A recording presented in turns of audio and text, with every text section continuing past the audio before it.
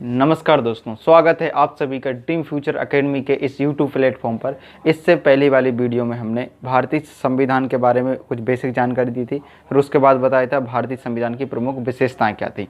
इस वीडियो में हम समझेंगे भारतीय संविधान के सोर्स, यानी जो भारतीय संविधान इंडियन कॉन्स्टिट्यूशन है, इसमें इसके सोर्स कहाँ से लिया गया है, कहाँ से अपन इसमें क्या क्या चीज़ ऐड की गई हैं, उसी के बारे में आप पढ़ना है। तो शुरू करते हैं बिना टाइम वेस्ट किए हुए। भारतीय संविधान के सोर्स ऑफ इंडियन कॉन्स्टिट्यूशन, इसको समझते हैं। देखिए यहाँ से ये पूरा लिख दिया कहाँ से हैं। तो पहला समझते हैं भारत शासन अधिनियम, हम इंग्लिश में बता देंगे। भारत शासन अधिनियम को इंग्लिश में बोलते हैं गवर्नमेंट ऑफ इंडिया एक्ट 1935। आपको पता है कि जो गवर्नमेंट ऑफ इंडिया एक्ट था उससे मोस्टली बातें अपने संविधान में ली गई हैं।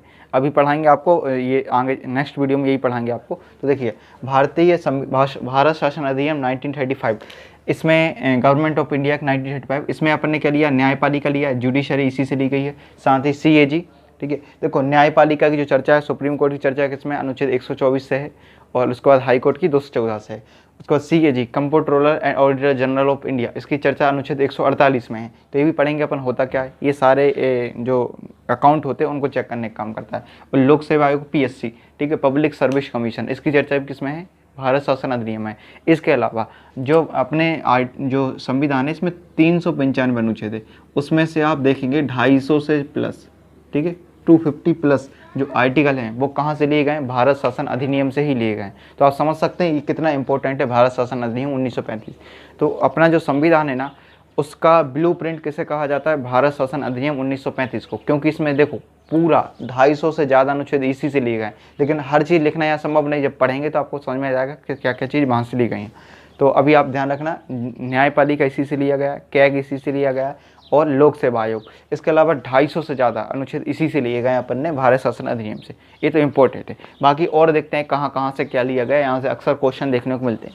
समझते हैं, पहले ब्रिटेन ही देख लेते हैं, क्योंकि इन्होंने ही अपन को गुलाम बनाया था, यही लोग यहाँ से एक्ट वगैरह भेजते थे।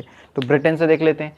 तो रूल ऑफ लॉ, विधि का शासन, ब्रिटेन से अपन ने क्या लिया, रूल ऑफ लॉ, आर्टिकल 14 में इसकी चर्चा है। ये होता क्या, अभी आगे बढ़ाएंगे आपको। मतलब विधि का रूल ऑफ लॉ मतलब कानून के आगे सभी लोग बराबर है और कानून को सभी को समान संरक्षण मिलना चाहिए।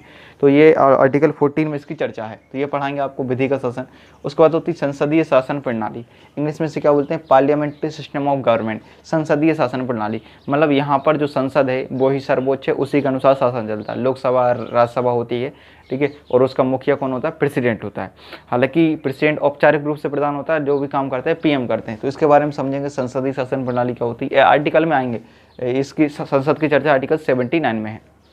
उसके बाद देखते हैं एकल नागरिकता, सिंगल सिटीजनशिप, ठीक है। तो नागरिकता की चर्चा भाग 2 में अनुच्छेद 5 से लेकर 11 तक। तो एकल नागरिकता है, तो भारत में सभी को एकल नागरिकता प्राप्त होती है, किसी को दोहरी नागरिकता प्राप्त नहीं होती। जैसे हम आपसे बोलें, जैसे हम मध्य प्रदेश के हैं, तो हमें मध्य प्रदेश के मूल निवासी, लेकिन हमें मध्य प्रदेश की नागरिकता नहीं मिली है, हमें सिर्फ और सिर्फ इंडिया की नागरिकता मिली। हम भारत के नागरिक हैं, ना कि मध्य प्रदेश के नागरिक। हाँ, हम मध्य प्रदेश के मूल निवासी हो सकते हैं। तो आप देखते होंगे मूल पर जाति प्रमाण पत्र बनता है, एक तो आपकी जाति का, और एक होता है मूल निवासी की आप किस क्षेत्र के हो। कोई यूपी का होगा तो वहाँ का मूल निवासी होगा, कोई जम्मू कश्मीर का होगा। पहले ये जम्मू कश्मीर में नहीं था, लेकिन अब तो 370 हट गई, तो अब वहाँ पर भी क्या है, पूरे भारत में एक ही प्रकार की नागरिकता है। ये भी अपन ने ब्रिटेन से लिया है। जबकि अमेरिका में दोहरी नागरिकता है। अमेरिका में कैसी दोहरी, तो अमेरिका में जो 50 स्टेट है उनकी नागरिकता सबकी अलग अलग रहती है। न्यूयॉर्क, टेक्सास, कैलिफोर्निया, सबकी अलग अलग नागरिकता रहती है। लेकिन भारत में ऐसा नहीं है, भारत की नागरिकता सिर्फ सिंगल है। तो वहाँ पर अमेरिका में ऐसा उपबंध है कि अमेरिका में राज्यों की नागरिकता अलग है और अमेरिका की नागरिकता भी अलग है, दोहरी नागरिकता। लेकिन भारत में सिंगल सिटीजनशिप। पहले भारत में जम्मू कश्मीर में दोहरी नागरिकता थी, जम्मू कश्मीर के नागरिक अलग थे और भारत के नागरिक अलग थे। लेकिन अब तो जम्मू कश्मीर क्या बन गया, यूनियन टेरिटरी, तो अब वहाँ पर भी कोई दिक्कत नहीं है। तो अभी आप ध्यान रखना, भारत में सिंगल सिटीजनशिप है। इसकी चर्चा भाग 2 में है, अनुच्छेद 5 से लेकर 11 तक पढ़ाएंगे सिंगल सिटीजनशिप। उसके बाद द्विसदनीय व्यवस्था, भारत में क्या होते हैं, 2 सदन होते हैं, आपको पता है, बाईकैमरल सिस्टम बोलते हैं इसे। जैसे 2 सदन होते हैं, जिस संसद होती है, संसद के 2 घर होते हैं, एक लोकसभा और एक राज्यसभा। देखो यहाँ पर ये लिखा है सदन, सदन का मतलब होता है घर, सुना होगा आपने, पर्यायवाची वगैरह पढ़ेंगे, सदन गृह, ठीक है, पढ़े होगा आपने पर्यायवाची। तो सदन मतलब होता है घर। तो एक जो अपनी संसद है, पार्लियामेंट है, एक बड़ा सा कमरा है, उसके कितने घर हैं? 2 घर हैं, एक लोकसभा और राज्यसभा। तो ये लोकसभा और राज्यसभा ये सिस्टम अपन कहाँ से लिए गए हैं? ब्रिटेन से लिया गया। इसे बाई कैमरल सिस्टम बोलते हैं, कैमरल सिस्टम, द्विसदनीय व्यवस्था। ये भी पढ़ेंगे आप। मंत्रिमंडल आर्टिकल 74 में किस में चर्चा? मंत्रिमंडल की 74 में, काउंसिल ऑफ मिनिस्टर इसे कहा जाता है, इसी से बनती है आपकी मंत्रिमंडल बनता है। तो सुनो, सॉरी, मंत्रिमंडल चर्चा किसमें? आर्टिकल 74 में। तो इन सब की चर्चा कर लेंगे। मंत्रिमंडल होता क्या है? तो आपको पता है मंत्रिमंडल का मुखिया प्रधानमंत्री होता है, उसके नीचे कैबिनेट मंत्री होते हैं, उसके नीचे राज्य मंत्री होते हैं और उसके नीचे उप मंत्री होते हैं। कई बार कैबिनेट मंत्री नहीं होता तो उसकी जगह काम करता है राज्य मंत्री, तब उसे राज्य मंत्री ना कहकर राज्य मंत्री स्वतंत्र प्रभार कहा जाता है। अभी आपको ये कुछ समझ में नहीं आएगा, अगर आपने पढ़ा है तो आ जाएगा, ये धीरे धीरे अपन पढ़ेंगे तब बताएंगे। अभी तो आप इतना ध्यान रखना कि मंत्रिमंडल कहाँ से लिया गया? अपन ने ब्रिटेन से लिया गया है। आगे देखते हैं जापान। तो जापान से क्या लिया गया? विधि द्वारा स्थापित प्रक्रिया, प्रोसीजर एस्टेब्लिश बाय लॉ। ठीक है, ये कहाँ से लिया गया? अपन ने जापान से लिया गया। तो जापान से क्या लिया गया? विधि द्वारा स्थापित प्रक्रिया, मतलब एक नियम कानून के अनुसार ही क्या होगा, कानून वगैरह बनाए जाएंगे, उससे तहत आपको दंड वगैरह मिलेगा। ये सब अपन ने कहाँ से लिया? जापान से लिया। तो इसे ध्यान रखना, विधि द्वारा स्थापित प्रक्रिया कहाँ से ली गई है? जापान से। अब जर्मनी से क्या लिए गए? जर्मनी से लिए गए आपातकालीन उपबंध, इमरजेंसी प्रोविजन लिए गए। आपको बताए कि भारत में आपातकाल लगता है तो आपातकाल 3 प्रकार का होता है। अनुच्छेद 352 में दिया गया है राष्ट्रीय आपातकाल, ठीक है, नेशनल इमरजेंसी। अनुच्छेद 356 में दिया गया है राष्ट्रपति शासन, जिसे बोलते हैं राजकीय आपातकाल। और तीसरा है 360 में दिया गया वित्तीय आपातकाल। तो जो ये तीनों आपातकाल हैं, इमरजेंसी प्रोविजन उस टाइम क्या क्या होता है, तो उन सब की चर्चा किसमें दी गई? सॉरी, इमरजेंसी प्रोविजन जर्मनी से लिए गए। तो इसमें चर्चा किसमें? 352 में नेशनल इमरजेंसी, 356 में आपका राष्ट्रपति शासन और 360 में क्या है? वित्तीय आपातकाल, फाइनेंशियल इमरजेंसी की चर्चा है। उसके बाद ये जर्मनी हो गया। यूएसएसआर, रूस। तो रूस से भी अपन ने काफ़ी चीज़ ली गई है। रूस से क्या लिया है अपन ने? तो मूल कर्तव्य, फंडामेंटल ड्यूटीज, इसकी चर्चा अनुच्छेद 51 के ए में है, भाग 4 के ए में है। मूल कर्तव्य, फंडामेंटल ड्यूटीज। कुछ आपके ऐसे कर्तव्य होते हैं जैसे आप झंडा फहरा सकते हो लेकिन झंडे का अपमान नहीं करना, ये आपका कर्तव्य है। इसके अलावा जब भी आप कहीं पर घूमने जाते हैं, ठीक है, जो पब्लिक प्रॉपर्टी हो जैसे पार्क होता है, ट्रेन होता है, ऐसा नहीं कि आपके अपने घर की फाड़ फूड़ दो, तो ये भी आपका कर्तव्य होता है कि उस सार्वजनिक संपत्ति को नुकसान ना पहुंचाए। जो अपना संविधान है इसका पालन करें, आप इनके आदर्शों को ध्यान रखें और जो हमारे स्वतंत्र सेनानी थे उनके जो अच्छे कर्म थे उनको अपने हृदय में संजोए रखें। ये कुछ आपके मूल कर्तव्य होते हैं, ये सब पढ़ेंगे। तो ये किसमें? अनुच्छेद 51 के ए में है, भाग 4 के ए में है। फंडामेंटल ड्यूटी से बोलते हैं मूल कर्तव्य। कहाँ से लिए गए? यूएसएसआर से लिए गए। ध्यान रखना, ये एग्जाम में आया हुआ क्वेश्चन है। पंचवर्षीय योजना भी कहाँ से लिए गए हैं? यूएसएसआर से लिए गए, रूस से लिए गए पंचवर्षीय योजना। देखो पंचवर्षीय योजना क्या होती कि पहले क्या होता था, इसकी स्थापना 1950 में हुई थी। हर 5 साल में क्या होता था, देश के विकास के लिए 5 साल का प्लान बनाया जाता था, तो उसे बोलते थे पंचवर्षीय योजना।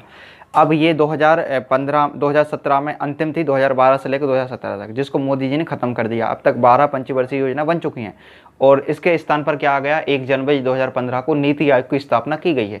अब देखो नीति आयोग और पंचवर्षीय योजना में अंतर क्या है? तो पंचवर्षीय योजना 5 साल के लिए बनती थी और नीति आयोग कितने साल के लिए बनेगा? 15 साल के लिए बनेगा, 2015 से 2030 तक ये पूरा बोलता है। नीति आयोग को फुल फॉर्म पूछते हैं national institute for transforming India.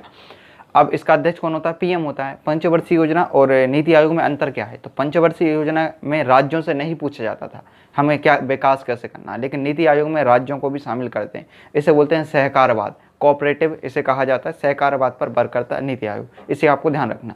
चलिए आगे देखते हैं न्यायिक आदर्श। देखो प्रस्तावना में कुछ शब्द बलियाँ ऐसी हैं जो कि कहाँ से ली गई, जिसमें एक है न्यायिक आदर्श। और हम भारत के लोग, ये कहाँ से लिया गया? अमेरिका। सभी आगे आएगा, अमेरिका बताएंगे। तो न्यायिक आदर्श कहाँ से लिया गया? जो प्रस्तावना में है, ये कहाँ से लिया? यूएसएसआर से लिया। पढ़ाएंगे प्रस्ताव, जब बताएंगे तब क्या होता है। उसके बाद फ्रांस देश से, फ्रांस से क्या लिया गया अपन ने? स्वतंत्रता, समानता, ठीक है, तथा बंधुत्व। स्वतंत्र मतलब होता है फ्रीडम, आज़ादी। समानता मतलब होता है इक्वलिटी, सभी लोग बराबर हैं। स्वतंत्रता, समानता तथा बंधुत्व, भाईचारे की भावना बनाकर रखना, ये कहाँ से लिया गया? फ्रांस से। और गणतंत्रात्मक व्यवस्था, गणतांत्रिक व्यवस्था का मतलब ये होता है कि भारत का जो प्रमुख होता है वो राजा ना होकर बल्कि कौन होता है? जनता का एक प्रतिनिधि होता है, उसे बोलते हैं गणतंत्रात्मक व्यवस्था, ठीक है। रिपब्लिक, अपन क्या कहलाते हैं? रिपब्लिक कहलाते हैं, मतलब संविधान के अनुसार ही क्या चलेगा? शासन चलेगा। अब पता 26 जनवरी 1950 का अपना शासन लागू हो गया था, उसी दिन से अपन क्या होगा? गणतंत्र हो गए। तो अपन 26 जनवरी क्या मनाते हैं? गणतंत्र दिवस मनाया जाता है। तो इससे ध्यान रखना, गणतांत्रिक व्यवस्था भी कहाँ से ली गई अपन ने? ये लिया गया फ्रांस देश से लिया गया। तो स्वतंत्रता, समानता, बंधुत्व और गणतंत्र व्यवस्था कहाँ से ली गई है? फ्रांस देश से। उसके बाद आयरलैंड से। आयरलैंड से लिए गए।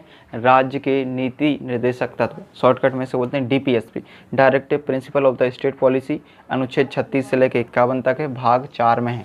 ठीक है, डीपीएसपी राज्यों को कुछ निर्देश दिए गए कि आप ऐसे ऐसा करेंगे, तो ये किस में दिए गए, आयरलैंड से लिए गए, भाग 4 में। इलेक्शन ऑफ प्रेसिडेंट, राष्ट्रपति का इलेक्शन, ठीक है, अनुच्छेद 54-55 में ये संयुक्त रूप से दिया गया, किसमें, 54-55। तो इलेक्शन ऑफ प्रेसिडेंट कैसे होता है, तो कौन कौन भाग लेता है इसमें, गुप्त मतदान कैसे होता है, एकल संक्रमणीय है, अनुपातिक पद्धति, ठीक है, कैसे कैसे होता है, ये सब पढ़ाएंगे आपको, अनुच्छेद 54-55 में दिया गया।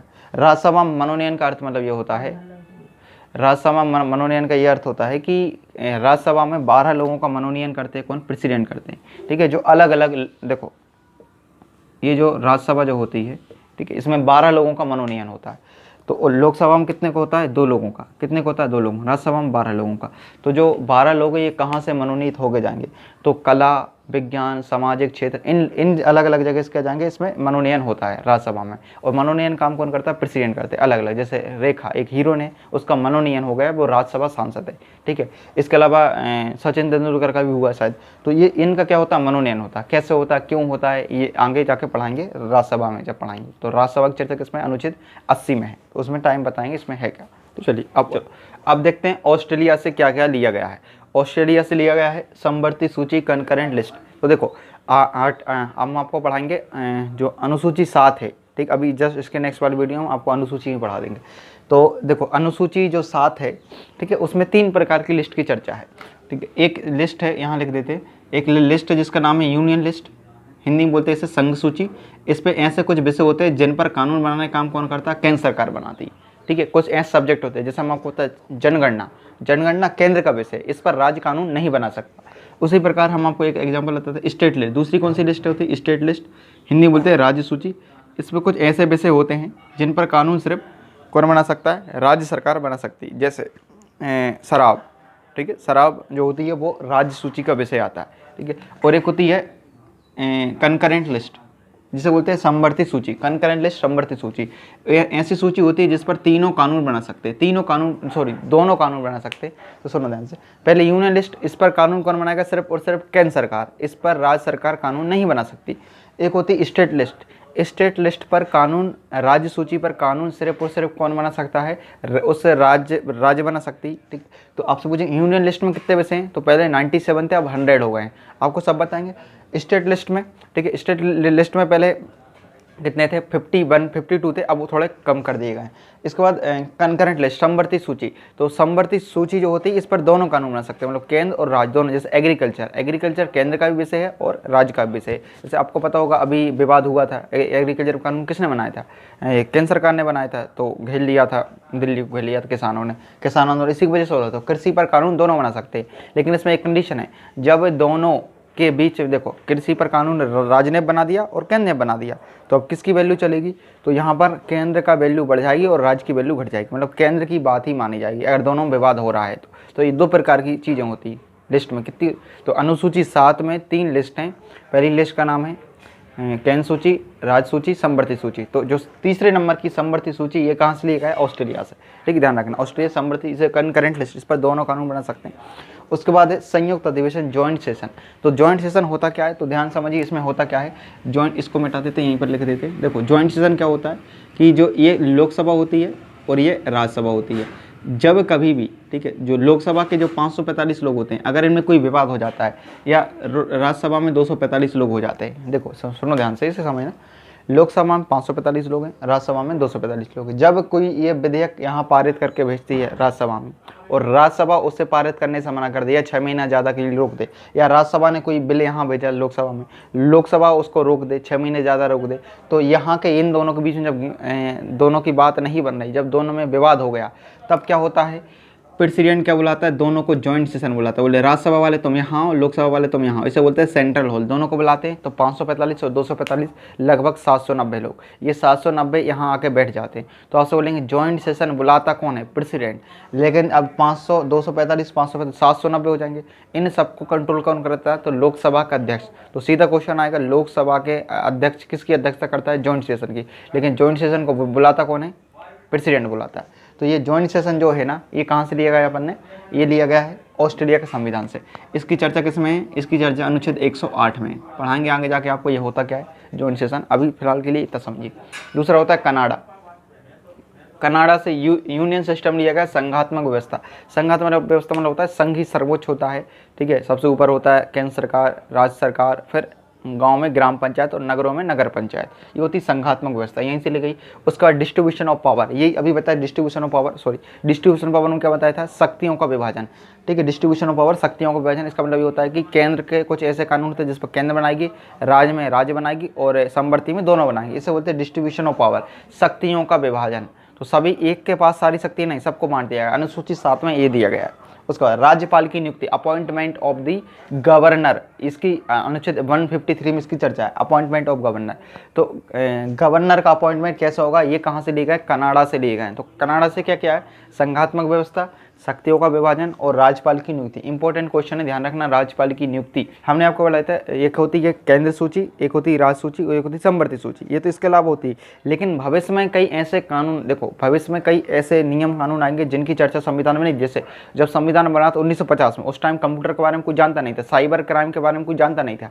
तो भविष्य में एक क्राइम तो होंगे, तो ऐसे जो क्राइम वगैरह होंगे, ऐसे जो कानून वगैरह बनेंगे, अगर इन पर भी कानून कौन बनाएगा, तो केंद्र सरकार बनाएगी। तो ऐसी शक्तियों को क्या कहा जाता है, अपशिष्ट शक्तियाँ, रेसिडुअरी पावर। ये भी किसके हाथों में होती, केंद्र सरकार के हाथों में होती। कहाँ से ली गई, कनाडा से।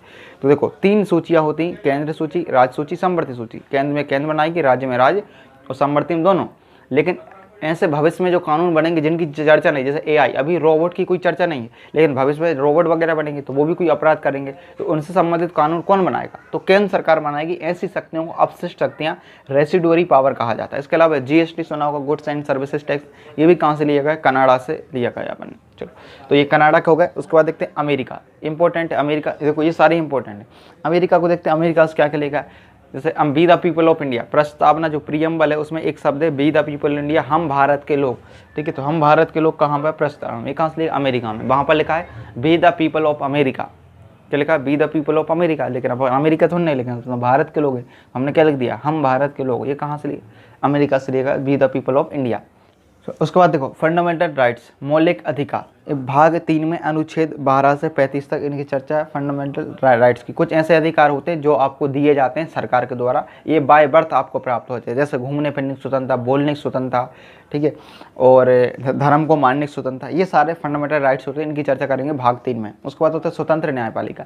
न्यायपालिका स्वतंत्र एवं निष्पक्ष होती है, इस पर किसी का दबाव नहीं होता, ठीक है। न्यायपालिका किसी के दबाव में कोई डिसीजन नहीं दे सकती, इसे बोलते हैं स्वतंत्र न्यायपालिका, इंडिपेंडेंट जुडिशरी कहा जाता है। और ये फंडामेंटल राइट्स, और हम भारत के लोग कहाँ से लिए, अमेरिका से। और देखो जुडिशियल रिव्यू, न्यायिक पुनरावलोकन, ये कहाँ से लिया गया, ये भी अमेरिका से लिया गया। अनुच्छेद 137, किसमें चर्चा है इसकी, आर्टिकल 137 में इसकी चर्चा है। इसका मतलब ये होता है कि सुप्रीम कोर्ट जो होता है, हाई कोर्ट जो होता है, सुप्रीम कोर्ट उसने एक डिसीजन दे दिया इस साल कि किसी को फांसी, अगर किसी ने मर्डर किया तो उसको फांसी की सज़ा दी जाएगी, लेकिन अगले साल वो अपना प्लान भी चेंज कर सकता है। हो सकता है वो उसको कुछ और माफ़ कर दे, या 20 साल की सज़ा दे दे, या बिल्कुल माफ़ कर दे। तो सुप्रीम कोर्ट या हाई कोर्ट अपने ही फैसले को बदल सकता है। तो सुप्रीम कोर्ट चर्चा 137 में, इसमें जुडिशियल रिव्यू की।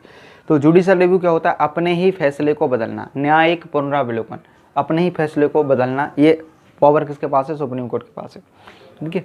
उसके बाद देखो राष्ट्रपति पर महाभियोग, इम्पीचमेंट ऑन प्रेसिडेंट, राष्ट्रपति को हटाने की जो प्रक्रिया होती है उसे बोलते हैं इम्पीचमेंट, ठीक है। तो इम्पीचमेंट अनुच्छेद 61 में है, आर्टिकल 61 में किसकी चर्चा है, आपके इम्पीचमेंट की चर्चा प्रेसिडेंट के बारे में। तो ये भी पढ़ाएंगे आपको, इम्पीचमेंट होता क्या है। तो राष्ट्रपति जब सही से काम नहीं करता, संविधान के अनुसार उसका शासन नहीं चलाता, तो उसको हटा दिया जाता है, उसे बोलते हैं इम्पीचमेंट कहा जाता है।